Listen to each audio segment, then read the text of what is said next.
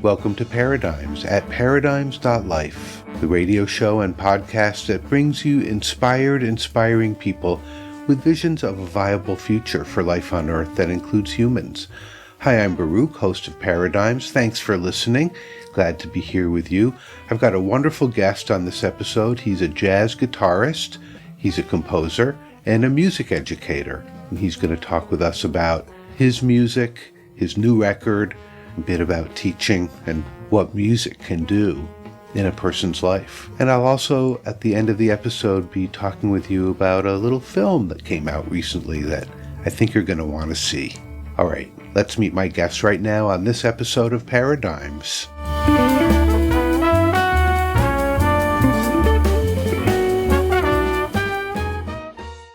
Denin Slage-Koch, welcome to Paradigms.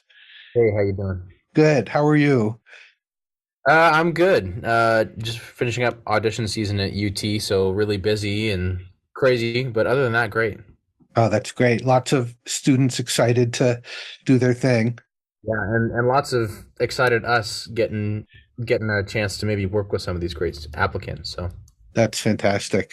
You just have this new record came out last year. It comes in waves, really wonderful. I listened to it this morning and really want to talk about that with you and the specific songs and some of your compositional process I'm really interested in. But before we do that, I just want to sort of get a sense of you as a person. What's your story? How did you end up teaching at University of Tennessee and playing this music and being this guy? When I was, maybe 8 or 9 or 10, I was in this African marimba ensemble. I had this really awesome teacher named Walt Hampton who got 5th graders and 4th graders to play like in 7/4 and 11/8 and stuff, and these crazy time signatures. And we didn't even realize it was crazy. We just kind of did it.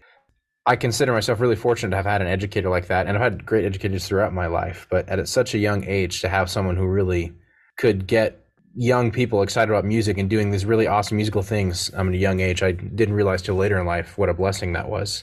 But I grew up kind of always loving music. I played in any opportunity I got. I played in steel drum bands. I played in school bands. I played in garage bands with my friends. My dad played a little guitar when he was in college. So I found his old guitars lying around and tried to tune them up and just kind of noodled around with them and started to try to teach myself some things.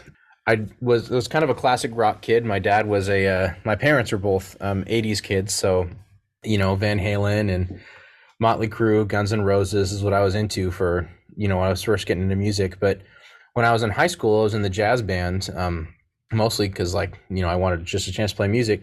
And my band director, Jason Rose, brought in a Metheny tune for me to play. And I was like, wow, this is really cool. I really like this. Like what's going on? And then I went and checked out some of Metheny's music and just got lost in it. Just like, how is this possible? How can there be music that sounds like this? How can these amazing sounds be created? How can someone be improvising these amazing melodies on the guitar? Like, none of this makes any sense to me. I got to figure out what's going on here.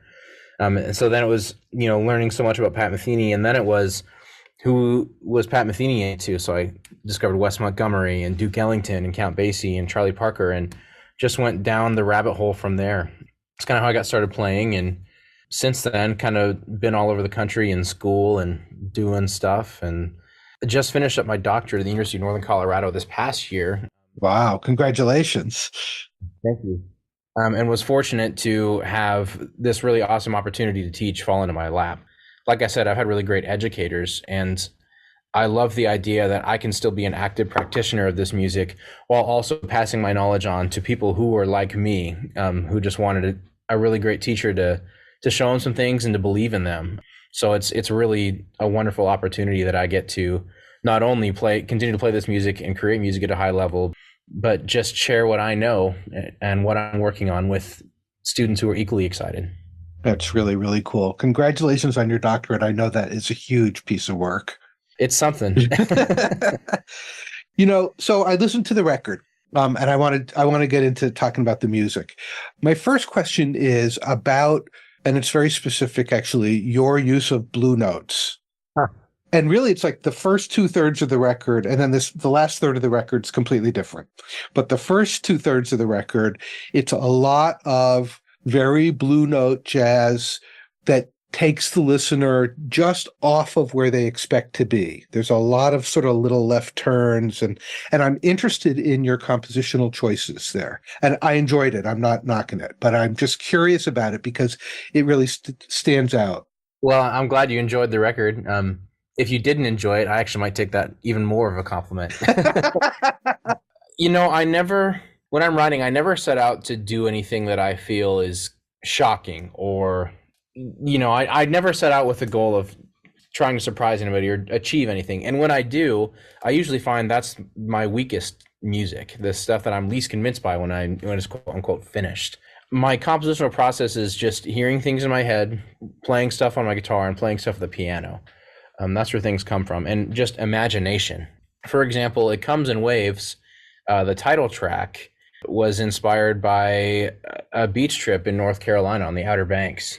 Just sitting there listening to the waves, and I thought, well, how cool would it be if I could capture the kind of syncopation, offbeat, unpredictableness of the ocean in a piece? And that's where that opening idea comes from, where the piano comes in and it sounds like it's one thing, but then when the rest of the rhythm section comes in, you realize that it's been very different related to the beat than you thought it was.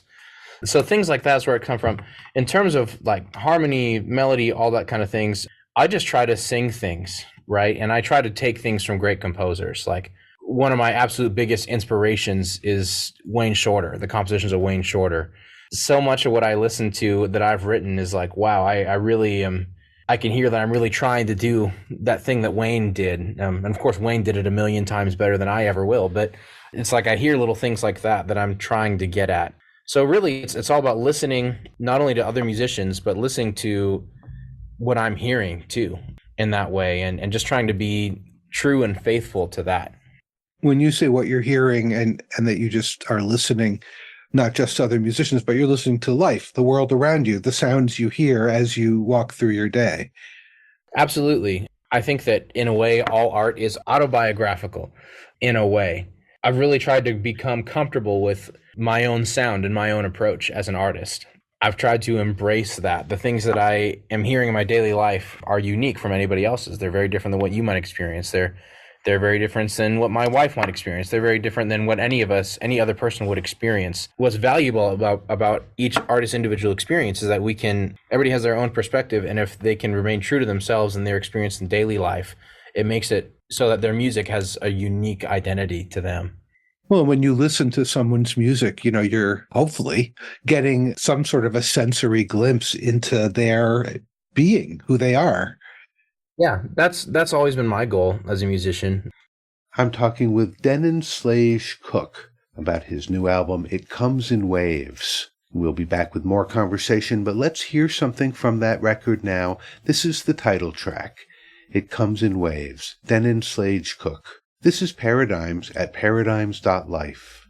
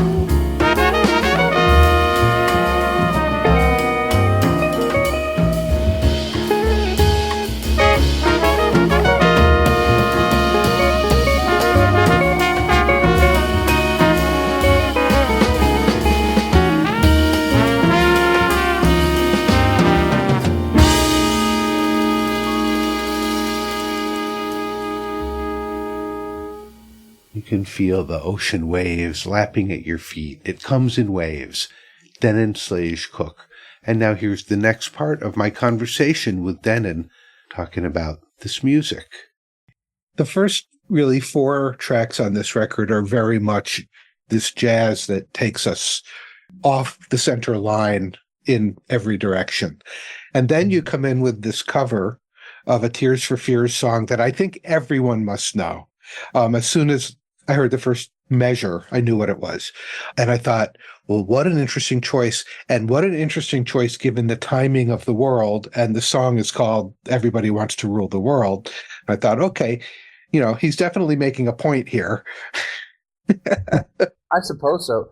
If I'm going to be completely honest, I just really like that tune. I always have. I love pop music that has rich dynamics and great storytelling and all these great textures. It's some of my favorite music. So Tears for Fears obviously is great. More recent bands like I'm really into like the Decemberists. My wife is a massive Swiftie, which means that I have to be a Swiftie also. And in all fairness, like Folklore and Evermore, those 2 records, like she really has something going on. Stuff like that. Radiohead's a big influence on me. I still love all that classic rock stuff, Led Zeppelin, all that kind of stuff is great. Stevie Wonder. So I've always tried to maintain this love for that music because I just love it so much. And it's easy to feel guilty as a jazz musician that I'm spending too much time listening. I've learned to grow out of that as much as I can. I can love it all, right? I don't have to choose. Absolutely. But I think with that tune in particular, I guess it is pretty timely when you think about what's going on in the world and all this kind of stuff. I grew up in a town near the Hanford site that's connected to the Manhattan Project. And of course, that song's lyrics have nuclear undertones to it as well. Yes. For that reason, too, I think maybe I had a great teacher named Drew Zaremba who told me once that composition is one thing and it's great. But in a way, arranging demands even more originality because it requires you to take something that already exists and is already known and to put it in a new light, put a new dress on it, as Bob Brookmeyer would have said. So I liked the challenge of trying to take this pop tune and turn it into something that was as musically rewarding as a jazz tune might be. Well, it's beautiful. Thank you. It's really nice. And then everything that comes after it, I just kept thinking of the name Joe Satriani because you're just shredding. Well, yes, I do have that part of my identity too. I do like to let the hair down a little bit, I guess. It's great. It's really fun. And in a way, part of what's fun about it is the contrast from the first half. And part of what's fun about it is just the music. It's fun. It's got a lot of pizzazz, a lot of energy. And, music takes us places. And so in a way, it's like getting on a plane and trusting the pilot. Okay, take me where you're going to take me. And if you crash me, oh, well. But yeah. It's funny you say that. I didn't intend it to be so much like that. And what's funny about it is that as different as it seems, and I agree with you that I think that, someone who's listening to it, who's not me, would hear all of this as like, almost like a different record. It's like someone mixed up the tracks at the end, especially with the Signal Fires tune. But in my mind, it's all the same thing. It's all part of me, who I am as a musician and my identity as a musician. So as much as it may sound different, to me, it's all coming from the same place of just trying to be true to myself. Yeah. And I think about this idea of courage a lot. Like, do I have the courage to make a jazz record that has a track where I'm playing like Jimmy Page on it or something like that, or like Steve Vai or something like that? So I try to challenge myself to do that in a way that was still authentic. And when I listen to it now, I feel like I was authentic with it. That that's all me. The incredible thing about any act of creativity is, we're letting some part of ourselves shine, and it does require permission. We have to give ourselves permission to expose ourselves that much. And that sounds maybe like no big deal, but I think of all the people, millions of people who have all kinds of amazing creative impulses that they never follow through with because they don't have permission. Yeah, that's absolutely true. I love the idea of giving ourselves permission to do things. It's something I think about in all aspects of life. Like, we have to give ourselves permission to feel certain ways about things. We have to give ourselves permission to say, you know what, this is good enough. I'm not going to work on this anymore. You have to give yourself permission to act a certain way around, certain people. I just love the idea of giving yourself permission to do something that is motivating and moving to yourself. I don't know. I guess that's something that I've really come to terms with as I've grown up, I think, especially maybe in the last decade or so. It's like, through high school, it's all, I was the kind of kid who wanted to get straight A's, and I was the kind of kid who wanted to do everything right. And I had to learn how to give myself permission to be wrong about something, or how to make a mistake, or to regret something. And that was big for me, and I still think about that all the time. How else are we going to learn? Exactly. We'll be back with more conversation, learn a bit about Denin and his guitars. After we hear this song we were just talking about, I'm sure you'll recognize it. Everybody Wants to Rule the World.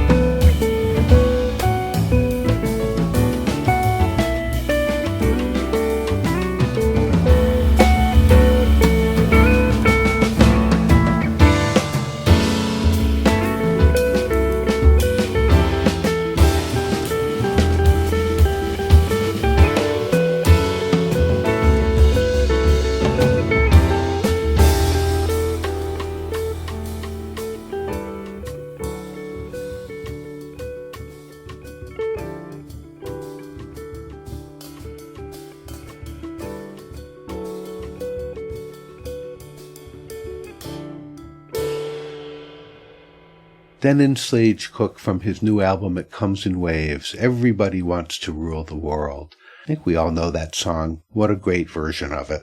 All right, here is the next part of my conversation with Denin Slage-Koch. So I'm interested in your relationship with I assume you have more than one guitar, but your relationship with, maybe you have a favorite, or maybe you have one that is specifically your one for noodling around or whatever, but just how you kind of connect with the instrument. That's an interesting question. It's a love-hate relationship. I love the guitar. If I got the chance to start over, I don't think I would choose a different instrument. There are days where the guitar just drives me nuts. To me, all my guitars, they're kind of like, this is so cheesy, but they're like people in my life. Right. I have a different relationship with each of them, and they each seem to bring a different side of me out. I just moved to Tennessee, right? And I bought a Telecaster when I got here because you just have to. And I'm discovering a love for country music and that kind of stuff that I didn't really know. See, there you go. You have one too. I don't have one. I don't have mine with me, or I'd show you. But I find that is bringing a side out of me musically that I didn't really know that I was connected to.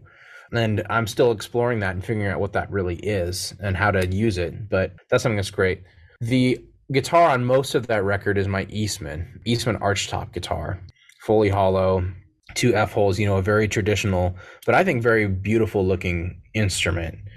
I find that I have all these other guitars and I love them all, but I just keep coming back to that guitar. There's something about it sounds that I just find really inspiring, and the way that it plays is really inspiring, and the way that things that I play are on it. And I think what it is about it is that I can really express myself on it beyond just notes and rhythms. It's like it has the right articulation, it has the right sound. Even just playing it acoustically, it sounds like what I would imagine a guitar should sound like in my head.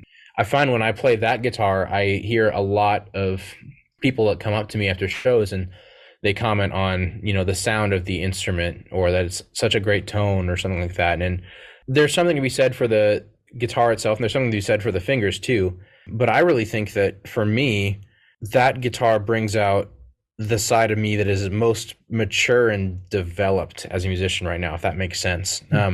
I don't really know how to explain that other than just to say that that's kind of how I feel about it, is that when I'm playing that guitar, everything seems to flow out of me most naturally. And I find that when I try to play the things that I would play on that guitar on other instruments, it doesn't always feel as authentic. It does when I play that guitar. So I love that guitar. I always say about any of my guitars that I'll never sell them. I really think I mean it about that guitar.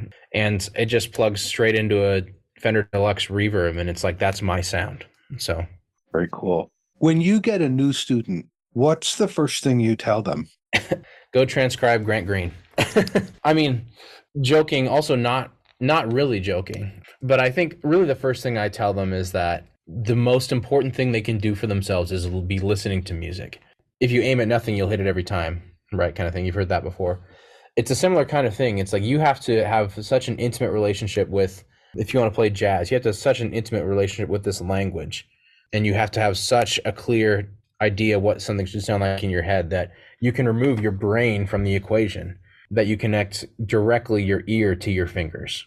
And then the second thing I tell them is that you should just go practice and just don't stop practicing. Just keep practicing. Just practice a lot. I think that, I believe in anybody can do whatever it is that they want to do, if they're willing to work at it. But I also think that someone's ability to succeed in this is really all about how much time they're willing to put in on it. We'll be back with the final part of my conversation with Denin Slage-Koch, talking about music education and some other stuff. Here are a couple more tracks from his album, It Comes in Waves. This one's called Signal Fires. You're listening to Paradigms at paradigms.life.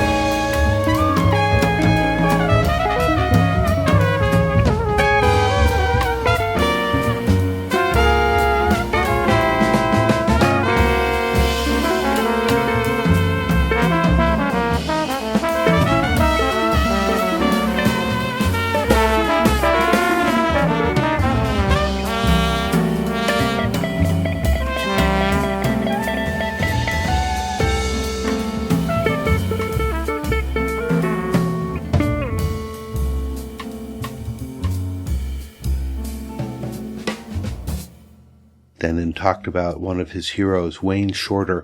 That track is called The Philosopher for Wayne Shorter. Beautiful. And before that, Signal Fires from the new album, It Comes in Waves. All right, here's the final part of my conversation with Denin Slage-Koch. It Comes in Waves, the record, really, really wonderful. And you have a bunch of great players on there. I'd love to know a little bit about the making of the record and the folks that are on it, because it's tight and it sounds like you all had a good time.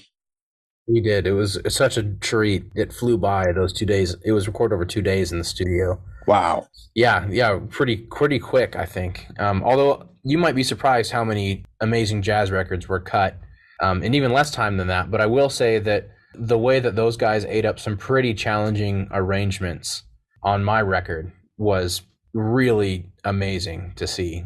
A lot of that music is not something that is highly sight readable. And actually, for that reason, I went with a rhythm section that was based in the Denver area where I was at the time.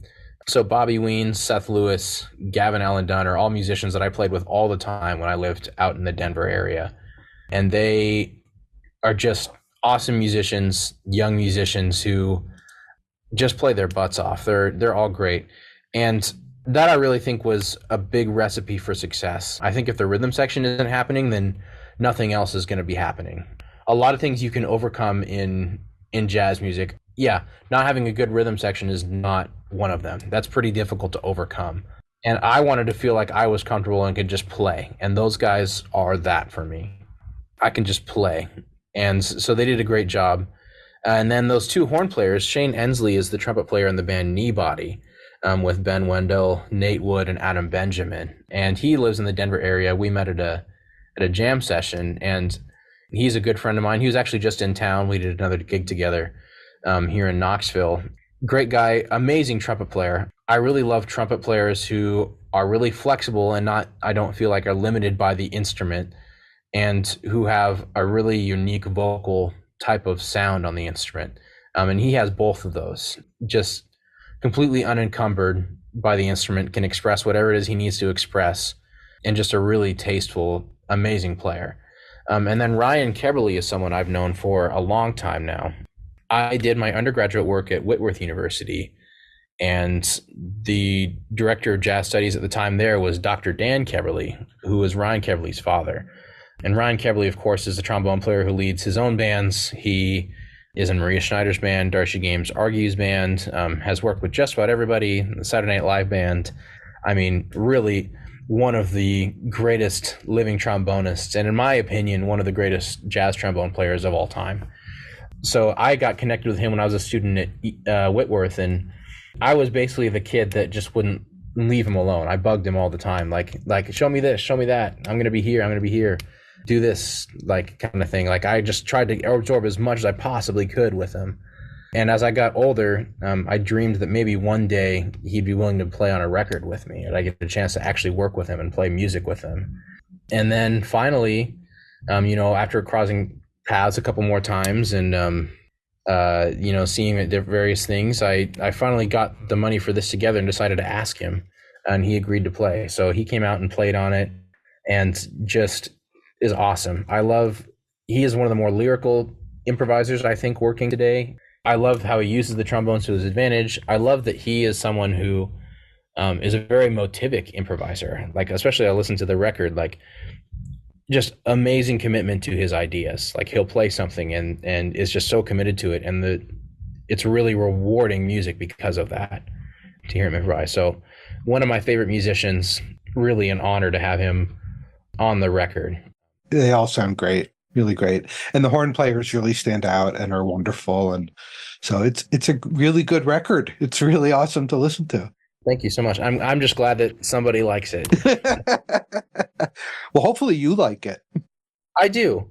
I'm always someone who can be self-critical and find it difficult to listen to my own music, but I'm proud of it. It's something that I can point to and say that this captured who I was and where I was at as a musician at this point in time.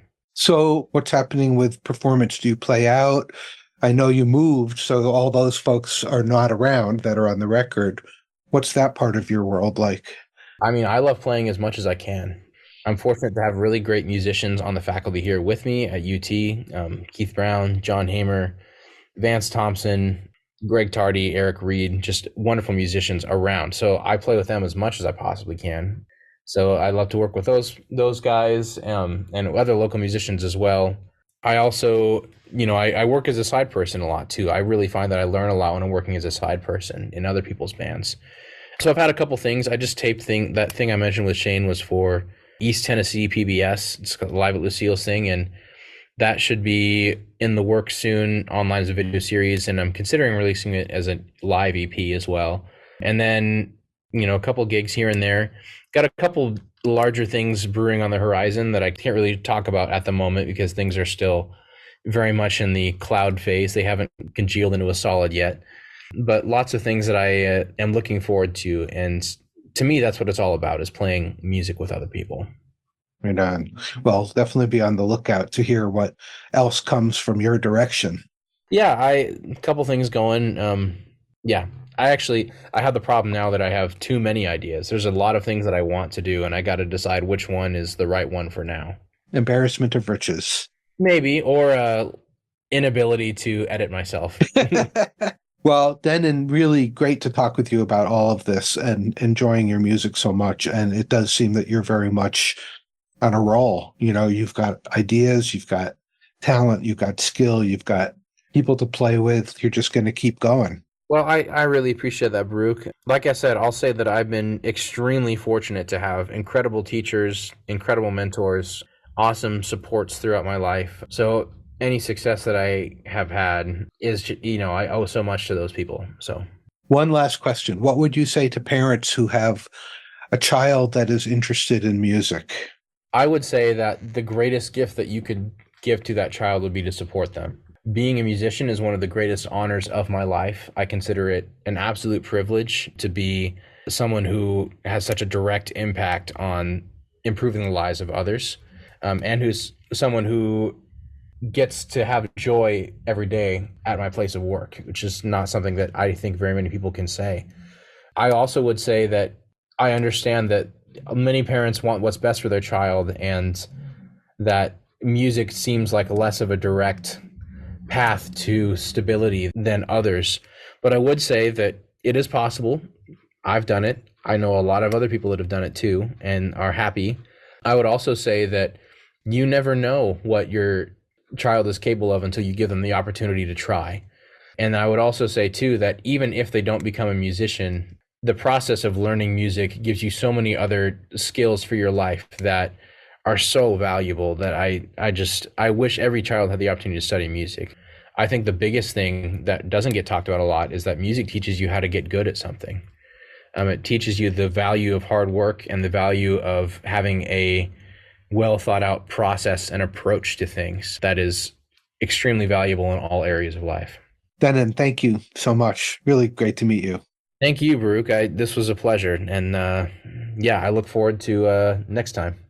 Denin Slage-Koch, thank you for talking with me about your story and your music and the new record. It comes in waves.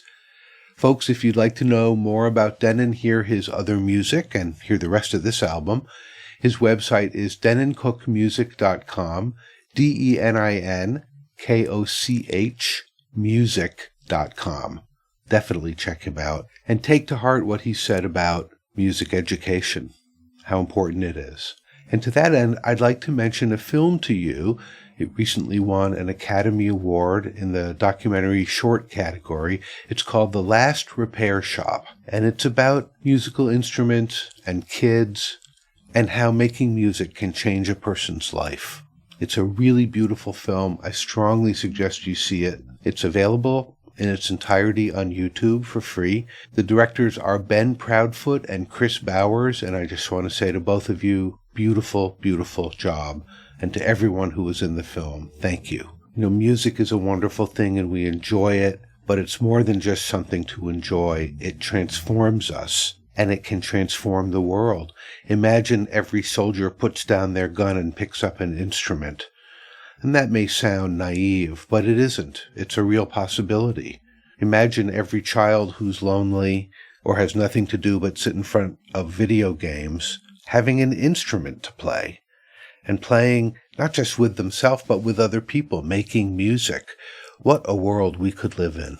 Learning to make music, learning to compose or play, or even just learning to appreciate by listening changes us.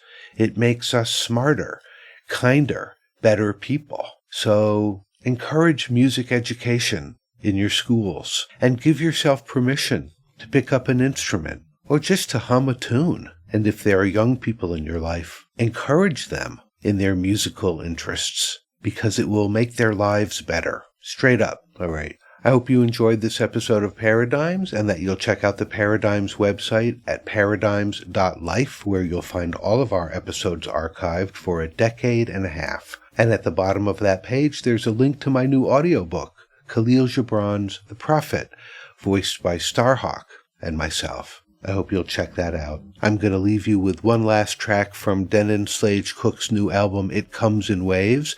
It's called Quiet Year. And let's let the word for the week be harmony or harmonize. Let us notice when and how we are in harmony with others, whether it's musically or otherwise. You know that incredible feeling of singing with people and harmonizing? You can get that great feeling by harmonizing with ideas and intentions and actions. All right, Baruch signing off for this episode of Paradigms. We'll be back next time with more inspiring people. Until then, harmonize and be well.